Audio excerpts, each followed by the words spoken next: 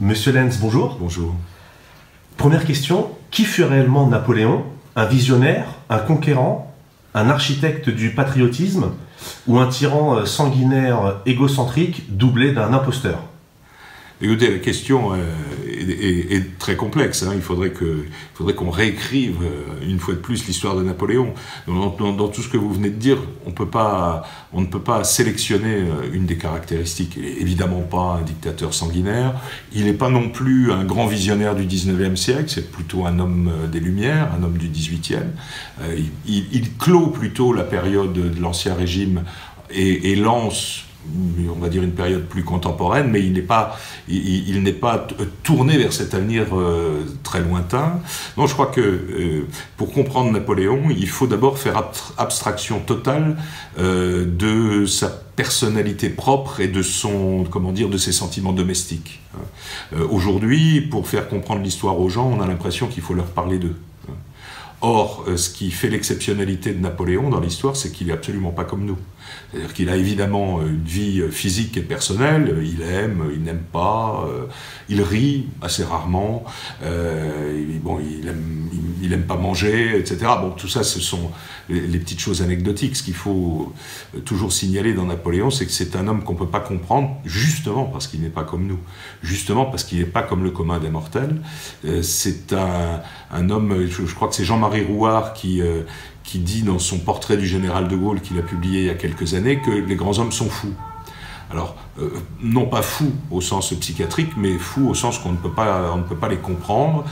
Ce sont des gens qui vivent leur destin matin, midi et soir sans arrêt, et pour lesquels, justement, les aspects de la vie quotidienne seraient presque une perte de temps. Alors donc voilà, si on devait faire le portrait de Napoléon, je dirais ne faisons pas son portrait physique, mais faisons plutôt son portrait intellectuel et moral, qui est, lui, alors là, tout aussi riche que si on devait simplement s'intéresser à sa vie personnelle. Robespierre à cheval. Dans le contexte historique, donc au moment où cette appellation est sortie, est-ce que cette appellation était une erreur ou une excentricité intellectuelle? Alors, non, c'est bon...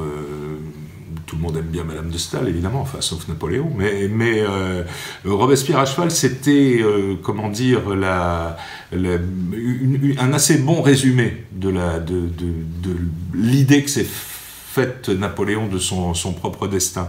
D'abord, Robespierre, la partie Robespierre, c'est que Napoléon est un révolutionnaire. C'est-à-dire que c'est absolument pas un réactionnaire, il n'a pas arrêté la révolution, il n'a pas changé de cap, il n'est pas revenu en arrière, il a pris ce qui était consensuel dans la révolution et, on va dire, l'a appliqué à ses solutions quotidiennes, qui sont souvent des solutions venues de l'Ancien Régime, mais qu'il modernise par la Révolution. C'est sans doute ça qu'a voulu dire Madame de Staël, Robespierre à cheval. Alors, à cheval, évidemment, pour plusieurs raisons, parce que, homme de guerre, il fait beaucoup la guerre, et puis à cheval parce qu'en mouvement, sans arrêt. Une des caractéristiques de Napoléon, c'est que cet homme ne tient pas en place, si on peut dire. Il ne tient pas en place à la fois physiquement, mais aussi dans l'action, dans la définition du fonctionnement de l'État, etc. Donc, oui, Robespierre à cheval, on va dire quand même la terreur en moins. Napoléon était-il franc-maçon ? Alors, il y a un grand débat sur l'aspect, sur l'appartenance ou non de Napoléon à la franc-maçonnerie. Alors, on se fonde souvent sur le fait que les francs-maçons l'appelaient frère, qu'on a donné son nom à des loges. Il faut toujours partir du fait que la franc-maçonnerie de cette époque n'est absolument pas la franc-maçonnerie de la fin du 19e siècle. Ce n'est absolument pas une franc-maçonnerie de pensée. C'est vraiment, comme il est dit dans les constitutions de la franc-maçonnerie, un endroit où se rencontrent des gens qui, normalement, ne se seraient jamais rencontrés autrement. Donc il ne faut pas voir la franc-maçonnerie comme une espèce de club politique, comme une espèce de cercle de pensée. C'est vraiment un cercle de convivialité au départ, alors, dont les pouvoirs se sont servis, évidemment, mais la franc-maçonnerie n'a pas à ce moment-là d'objectif politique. Alors Napoléon en a-t-il fait partie ? À ce jour, aucun document ne prouve l'appartenance de Napoléon à la franc-maçonnerie. On a dit qu'il avait été initié en Égypte, tout le monde est allé fouiller là-bas, il n'a pas été initié. Il n'a pas été initié non plus plus tard. On lui a proposé de devenir grand maître du Grand Orient, il a refusé.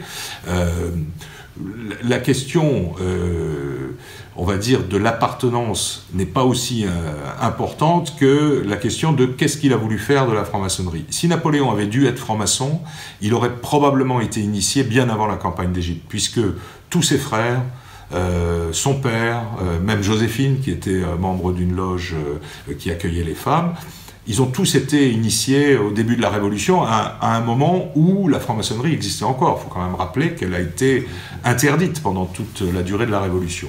Donc, alors l'autre question, c'est à quoi sert la franc-maçonnerie à Napoléon?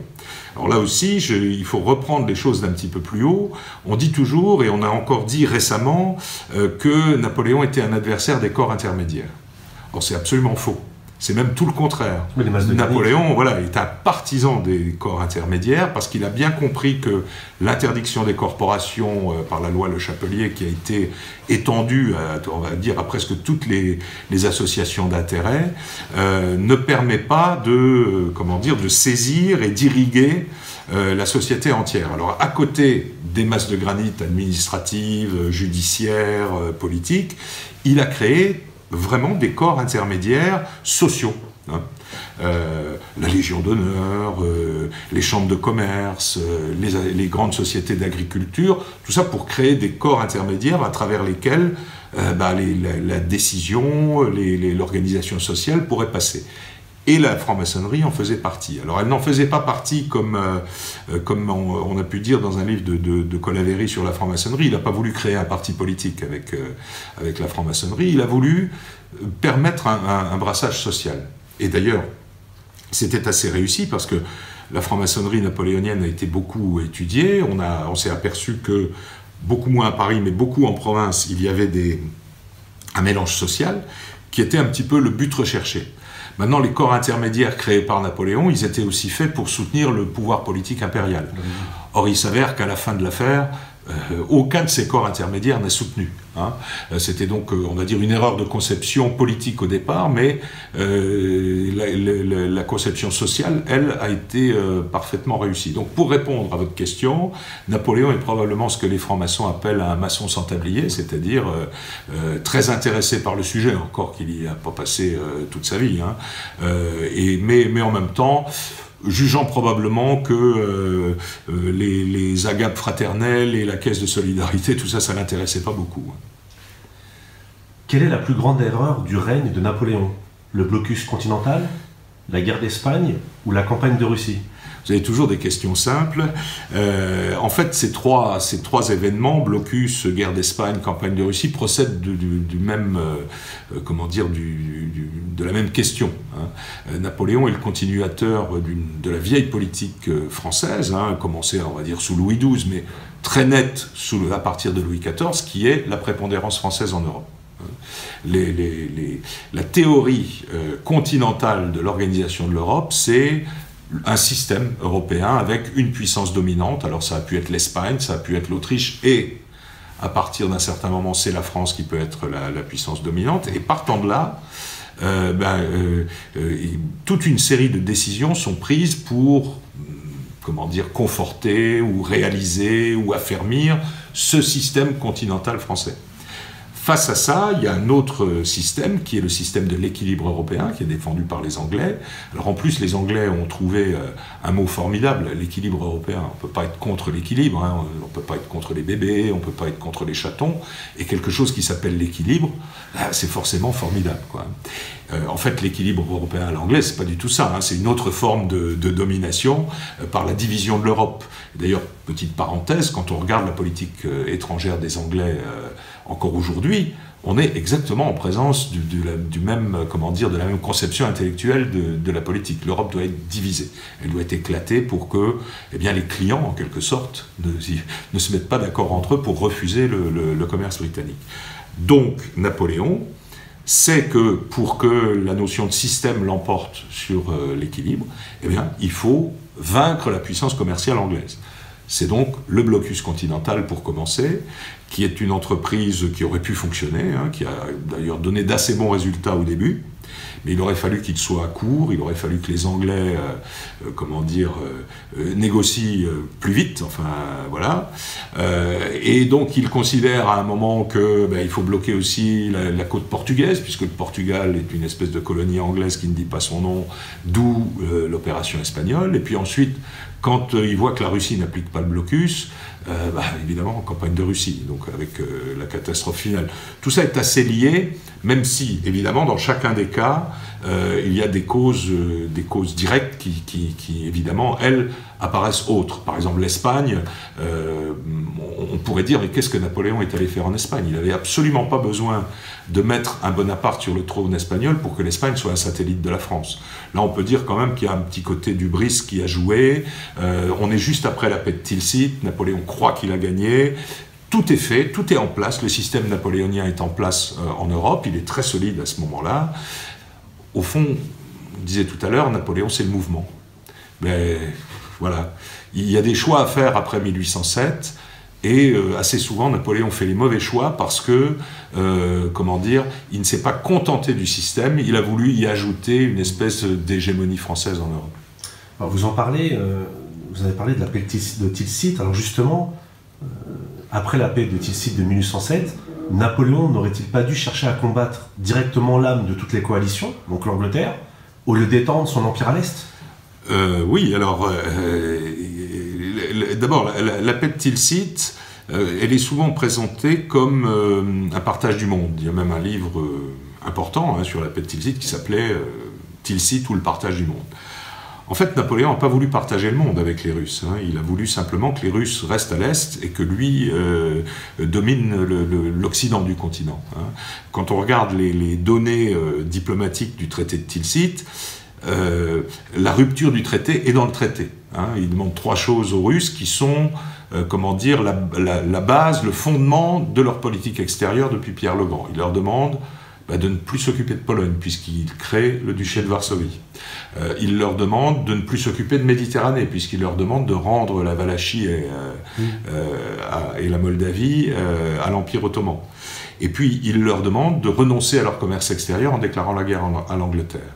Or, à l'époque, le plus gros client dans les deux sens de la Russie, c'est l'Angleterre. Napoléon pense que les commerçants français vont remplacer les Anglais, mais les commerçants français, pour aller en Russie, ils doivent prendre la route, alors que les Anglais prennent la mer. Et à partir de Varsovie, il n'y a pas vraiment de route pour aller ni à Saint-Pétersbourg ni à Moscou. Donc il y a déjà une conception de la chose qui montre que les Russes ne vont pas attendre que les Français soient prêts à commercer avec eux. On dit souvent, le commerce britannique avant Tilsit avec la Russie, c'est à peu près 50 millions de livres, ce qui veut dire pas loin d'1 milliard de francs. Au plus haut de la collaboration franco-russe, les Français arriveront bon an mal an à faire une 50aine de millions de francs avec les Russes, c'est-à-dire 25 fois moins. Donc on comprend que la Russie ait été impatiente devant tout ça. Alors, fallait-il s'en prendre directement aux Anglais? Évidemment. Mais le débarquement était devenu impossible, la marine anglaise était quand même bien plus puissante que la marine française. La chose qu'il aurait fallu faire, et dont Napoléon a eu l'occasion, c'était de négocier. En 1806, là les Napoléoniens l'oublient toujours, en 1806, il y a eu des négociations avec l'Angleterre qui sont allées jusqu'à la rédaction d'un traité. Traité qui était un vrai traité de compromis. C'était pas le traité d'Amiens qui était assez vague sur un certain nombre de choses. On avait vraiment écrit la façon dont on allait se partager les mers d'un côté et le continent de l'autre. Et en fait, Napoléon a joué double jeu avec les négociateurs anglais. On dit toujours que la paix n'a pas pu se faire parce que le fameux ministre anglais Fox est mort. Oui.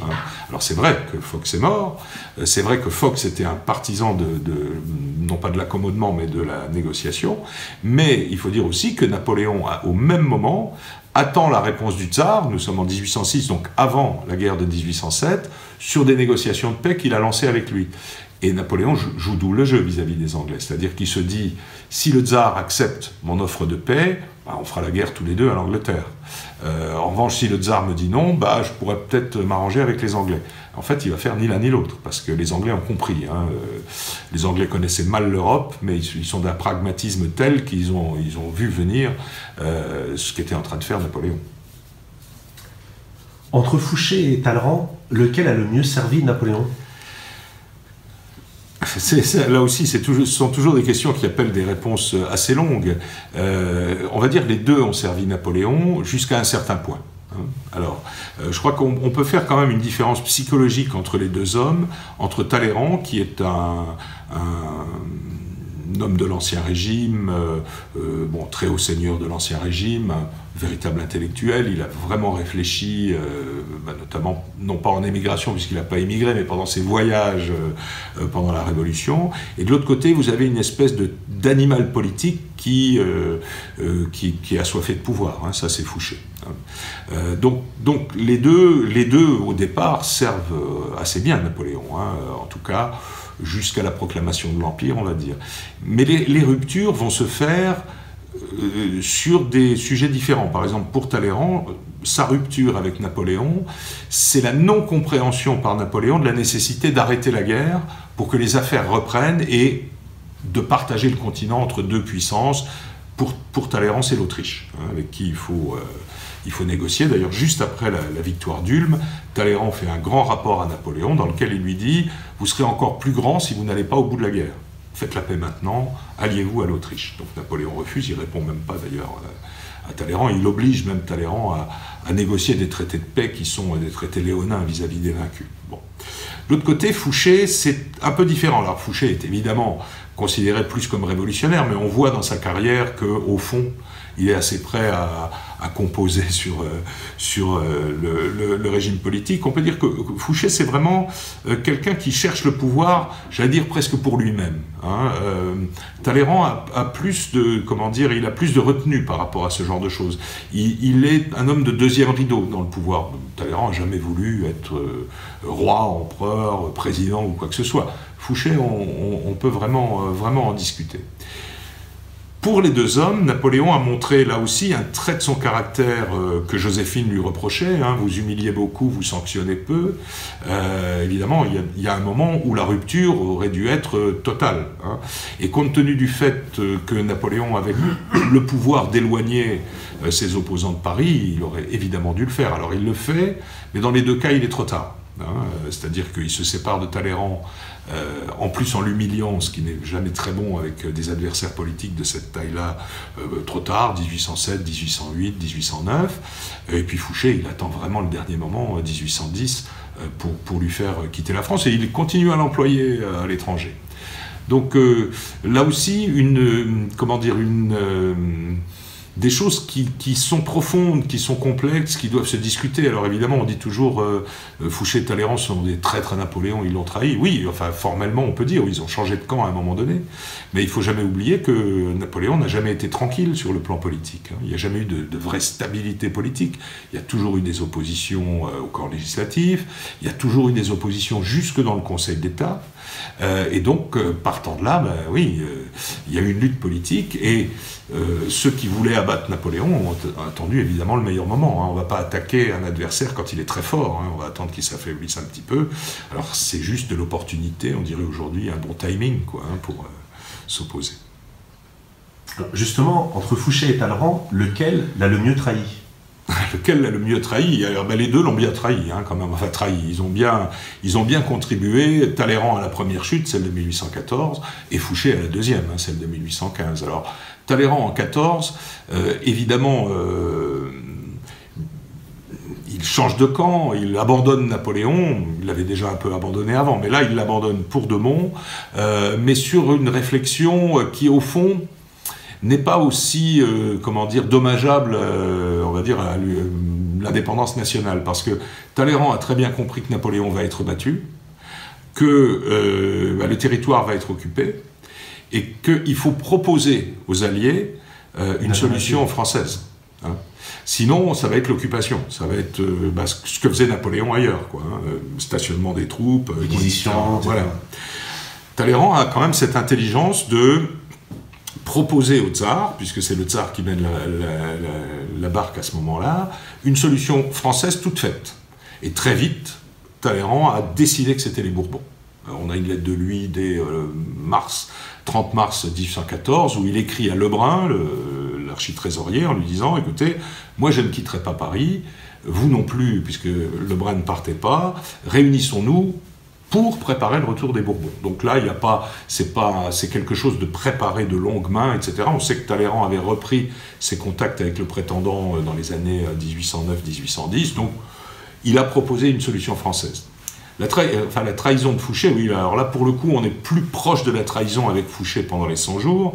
C'est que Fouché, lui, a analysé la situation de Napoléon à son retour de l'île d'Elbe, et pour lui, il écrit à un de ses amis, ça ne peut pas durer plus de 3 mois. On remarque quand même qu'il a bien vu la situation, hein, c'est-à-dire les 3 mois, c'est les 100 jours. Voilà. Et donc, partant de là, il se dit, on va préparer la suite. Et lui, il va préparer la suite de façon un peu brouillonne, parce que Fouché, il n'a pas de solution française, lui. Il a des choix. Alors, ça va être le roi de Rome, mais enfin bon, le roi de Rome est à Vienne. Ça peut être le duc d'Orléans, mais enfin bon, le duc d'Orléans, plus personne ne le connaît à ce moment-là. Bon, Louis XVIII, faudrait négocier avec lui. Hein. Et en fait, ce que va faire Fouché, c'est qu'il va s'allier à ce qu'on appelle les libéraux, donc Lafayette et sa bande, pour faire chuter Napoléon, en pensant qu'il va être l'homme fort après, et puis que c'est lui qui va choisir la solution. Sauf que il tombe sur plus fort que lui, et le plus fort que lui, c'est Louis XVIII, hein, qui est quand même pas le dernier. Enfin, c'est là aussi, Louis XVIII, c'est un monarque qui, parce qu'il a été le grand adversaire de Napoléon, est souvent sous-estimé. Hein. C'est un très très grand monarque, hein, Louis XVIII. Alors, c'est vrai qu'il est, comme disait Chateaubriand, après Napoléon, tout le reste paraît un tout petit peu triste, mais Louis XVIII a quand même, à la fois d'ailleurs, même pendant la première Restauration, il a gouverné contre ses goûts. Et gouverner contre ses goûts pour l'intérêt de la monarchie à ce moment-là, c'est quand même assez fort, quoi. C'est ce que ne fera pas Charles X plus tard. Hein. Louis XVIII est un homme de l'Ancien Régime, il a toujours voulu le rétablissement de l'Ancien Régime, et puis à un moment, il a fait de la politique politicienne, il s'est dit, c'est pas possible. Donc qu'est-ce qu'on va faire? On va faire la monarchie à l'anglaise. Donc là, Talleyrand réussit à peu près, mais ensuite on l'envoie au Congrès de Vienne, ce qui est le grand événement de sa vie et le grand succès de sa vie. Et puis Fouché, lui, on va lui faire croire qu'on le garde au sein du gouvernement, puis ensuite, comme régicide, on va le chasser de France. Alors vous avez déclaré dans une de vos conférences, dans une de vos interventions, je vous cite, « Le vol de l'aigle est un coup d'État militaire ». Alors, les napoléoniens et les bonapartistes estiment qu'il s'agit au contraire de l'un des plus beaux référendums de l'histoire nationale. Qu'en pensez-vous? Écoutez, je pense que les études, même anciennes d'ailleurs, hein, mais notamment les études modernes, je pense aux travaux de Frédéric Bluch, aux travaux de Emmanuel de Varesquiel, un petit peu aux miens aussi, montrent que en fait, les 100 jours sont quelque chose d'absolument merveilleux, quelque chose qui fait que nous sommes là. Hein. S'il n'y avait pas eu les 100 jours et Waterloo et Sainte-Hélène, Napoléon aurait été un personnage parmi d'autres dans l'histoire de France, important, mais un parmi d'autres. Donc, une fois qu'on a dit ça, il faut regarder un petit peu comment se sont passées les choses. Alors, d'abord, le retour de l'île d'Elbe, ça dure 20 jours. Il n'y a pas BFM TV ou LCI, hein, c'est-à-dire que pour que la France entière apprenne que Napoléon a débarqué à Golfe-Juan, il faut attendre à peu près 25 jours. Hein. La nouvelle du débarquement arrive à Brest le 25 mars. Ça fait déjà 5 jours que Napoléon est rentré à Paris. Bon. Donc il n'y a déjà pas, comment dire, la France ne soulève pas d'enthousiasme à l'annonce de l'arrivée de Napoléon. Hein. Où on va noter de l'enthousiasme, c'est sur le chemin de l'armée, parce que cette armée, elle devient une armée pratiquement les 3/4 de l'armée française. Hein, et au fur et à mesure, les régiments vont se rallier. Alors, coup d'État militaire, pourquoi? Parce que c'est l'armée qui ramène Napoléon à Paris. Hein. Alors, il y a des manifestations populaires, mais rappelons-nous aussi que Napoléon va jouer un peu de la démagogie pendant le retour de l'île d'Elbe. À Lyon, voilà, enfin, avant Lyon, il est révolutionnaire. Alors là, c'est même plus Robespierre à cheval, c'est Robespierre réincarné. Et puis à Lyon, comme il sait maintenant qu'il a gagné, Il se dit, mais attendez, je ne vais pas gouverner, je ne suis pas Robespierre. Bon, donc alors là, il y va plus doucement. Et puis, il arrive tellement vite à Paris qu'on ne se rend pas compte. C'est ça qui... Nous, on a le plaisir de lire des livres, et on connaît la suite, etc. Mais à l'époque, les gens ne savent pas que Napoléon arrive. Alors, d'ailleurs, Emmanuel de Varesquiel, dans son livre sur les 100 jours, qui est d'ailleurs les 100 jours vus du côté des royalistes, qui est aussi un point de vue assez intéressant, montre bien que l'arrivée aux Tuileries, ce sont les 300 ou 400 grands partisans de Napoléon à Paris qui sont là. C'est pas Paris, il arrive très tard dans la nuit, on l'a attendu en fin d'après-midi, il n'est pas venu, les gens sont allés se coucher, et donc ce sont vraiment les 300, 400 grands partisans. Alors la scène est magnifique, elle a été racontée par La Valette et d'autres, mais voilà, c'est cette réalité-là qu'il faut voir. Et puis le 21 mars, quand Napoléon se réveille, sa grande question c'est, maintenant je fais quoi ?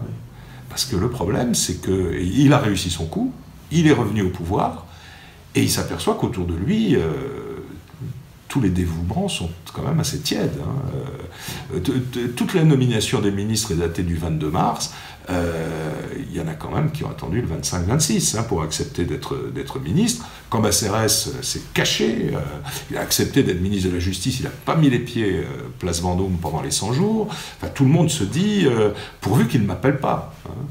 Alors bon, et alors du coup, Napoléon se trouve là avec une situation politique qu'il ne connaît pas, parce que Napoléon n'est pas un libéral parlementaire. Or, la première restauration, c'est ça. Il se retrouve avec une France, quand il dit « on a gâté ma France », en fait, on a gâté le régime, on va dire, présidentiel ou impérial qui précédait. Mais on a instauré une espèce de régime pré-parlementaire. Et il est obligé d'en tenir compte. Et ça, c'est contre sa nature. Napoléon négociant avec les chambres, ça n'a jamais existé. Et ça n'existera d'ailleurs jamais. Donc il est obligé de donner l'acte additionnel, qui ne lui convient pas. Il est obligé de se consacrer exclusivement au sujet militaire, parce que l'Europe ne veut pas discuter avec lui. Et puis, il va organiser 3 élections, et ça aussi, les napoléonistes militants devraient regarder un petit peu les résultats de ces élections. Il y a les élections législatives pour la Chambre des représentants, il les perd. Il y a 50 bonapartistes sur 500 membres. Tout le reste, ce sont les libéraux, emmenés par Lafayette, les anciens révolutionnaires, puis quelques royalistes, minoritaires à la Chambre. D'ailleurs, c'est la Chambre qui fait chuter l'Empire. Il organise des élections municipales dans les communes de moins de 5000 habitants. Les maires royalistes sont tous reconduits, ou quasiment. Donc, deuxième défaite électorale. Il organise le plébiscite, qui est le plébiscite napoléonien qui a eu les moins bons résultats. C'est-à-dire qu'il ne faut pas regarder qu'il y a eu 100% de oui. Oui, qu'il y a eu 100% de oui, c'est pas étonnant. Mais il faut regarder la participation. Or, la participation du plébiscite des 100 jours, elle est faiblissime, de 2% dans les grandes villes. Bon. Alors, il y a les campagnes, évidemment, votent un peu, et encore, c'est même pas sûr, parce qu'on dit toujours que les campagnes soutenaient Napoléon, mais quand vous regardez les élections municipales, communes de moins de 5000 habitants, on est vraiment dans les zones rurales, défaite des bonapartistes aussi. Donc, si vous voulez, il ne s'agit pas de dire c'est bien ou c'est pas bien, c'est pas le problème. Il s'agit juste d'analyser les choses, et en fait, le retour de l'île d'Elbe fonctionne grâce à l'armée, mais sur le plan politique, Napoléon est, dès le début, dans une impasse. Et d'ailleurs, il essaye de sortir de cette impasse par l'offensive militaire. Il le dit à Cambacérès, il le dit à La Valette avant de partir, il dit « j'ai besoin d'une grande victoire. C'est ça qui va débloquer la situation parce que je négocierai avec l'étranger. » Et puis il ajoute « je m'occuperai des chambres au retour. » parce qu'il n'a absolument pas l'intention de devenir un souverain parlementaire. C'est mon avant-dernière question. Vous connaissez ce fameux mot de Bainville dans la biographie consacrée à Napoléon, sauf pour la gloire, sauf pour l'art, il eût probablement mieux valu qu'il n'eût pas existé. Qu'en pensez-vous ? Je ne suis absolument pas d'accord avec Bainville, mais bon, on sait que Bainville, en fait, il écrit beaucoup, il écrit sur Napoléon, mais il écrit aussi sur son temps, à ce moment-là. Et puis Napoléon, dans l'Action française, n'est quand même pas le personnage préféré, même si, enfin, on n'aura pas le temps d'en parler, mais je crois que dans l'Action française, celui qui a le moins bien compris Napoléon, c'est Charles Maurras. Alors, comme il était un peu le chef de file intellectuel de la chose, ça a donné comment dire, une espèce de presque de scission interne à l'Action française aussi, au niveau de Napoléon. Bon. Fermons la parenthèse Action française.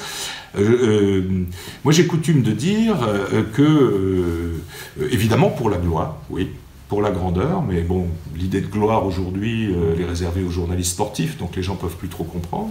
Mais ce que je dis souvent, c'est Napoléon est en nous.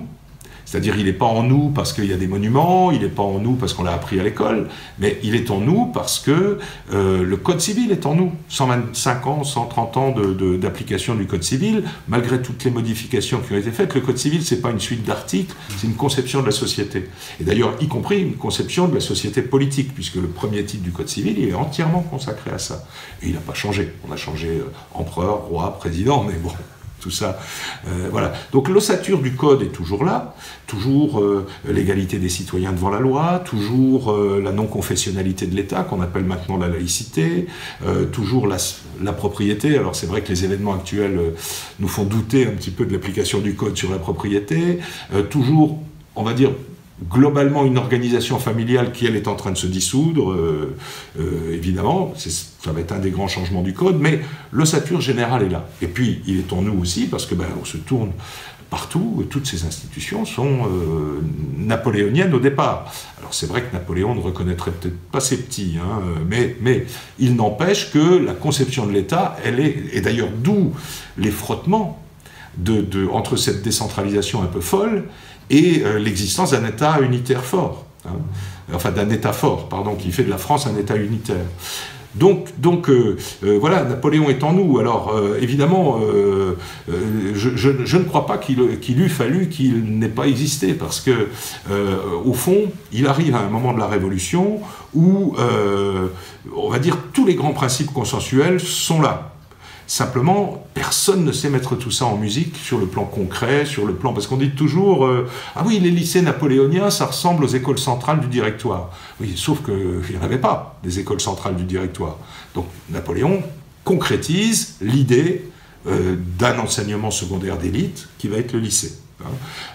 On nous dit ah oui, mais je ne sais pas moi, oui la caisse d'amortissement, oui mais ça existait déjà sous le Directoire, il y avait des gens, oui, sauf que ça existait sans exister vraiment. Là on fait des choses concrètes, c'est ce que dit Napoléon, arrêtons le roman de la Révolution et commençons à en écrire l'histoire. C'est ce qu'il a fait.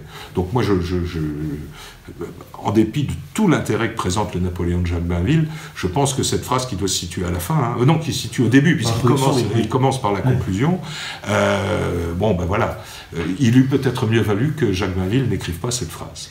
Alors dernière question, même si vous en avez un tout petit peu parlé à l'instant, mais je vous la pose quand même. En réalité, pour la pérennité de la légende napoléonienne, qu'est-ce qui compte le plus? Le Code civil et Austerlitz, ou Waterloo et l'exil à Sainte-Hélène? Alors, tout compte dans la personnalité, la mémoire de Napoléon. Mais il y a des choses très concrètes dont on vient de parler, tout ce qui existe encore et qui vient de lui, et qui, au fond, dans l'histoire de France, il y a assez peu d'organisation générale de l'État qui a fonctionné 2 siècles, quoi. Alors peut-être est-il temps de passer à autre chose, c'est le cycle historique, etc. Alors, on n'est pas obligé d'être d'accord, hein, évidemment, mais c'est peut-être ce qui est en train de se passer. Pour le reste, je crois que c'est un tout. Il y a une passion napoléonienne chez nos contemporains qui existe encore, même si il y a une certaine superstructure qui essaie de nous faire croire que tout ça n'est pas bien. Moi, je suis quand même assez bien placé, à la fois comme historien, mais surtout comme directeur de la Fondation Napoléon, pour voir que on est passé on va dire d'une passion qui était exclusivement gloire militaire jusque dans les années 80 à quelque chose qui s'est mué aujourd'hui, puisque la société est moins militaire, on va dire, qu'avant, hein, déjà par la disparition du service. On est passé à des choses où on se met à étudier maintenant l'importance sociale, l'importance institutionnelle, qui n'avait pas été si bien étudiée dans les années depuis la mort de Napoléon. Faut rappeler quand même que l'université a rejeté les études napoléoniennes à peu près jusqu'à l'arrivée de Jean Tullard, quoi, hein, c'est-à-dire fin des années 60, début des années 70. Tout le retard fondamental historique qui a été accumulé, il est seulement en train de se combler maintenant, 40 ans après ou 50 ans après. Donc, je dirais que probablement le napoléonisme va changer, parce que c'est d'autres sujets qui intéressent les gens, et je trouve que je rejette l'idée que les sensibilités contemporaines viennent remplacer l'histoire. En revanche, ces sensibilités contemporaines méritent une étude historique. Hein, bon, évidemment, ce qui va nous venir à l'idée, c'est l'esclavage, le statut des femmes, etc. Je pense qu'il faut qu'on en discute, ça fait partie de l'utilité contemporaine de l'histoire. Il faut le faire. Maintenant, il faut le faire sans se jeter les assiettes à la tête, parce qu'on serait peut-être capable de les renvoyer aussi. Merci beaucoup. Je vous en prie.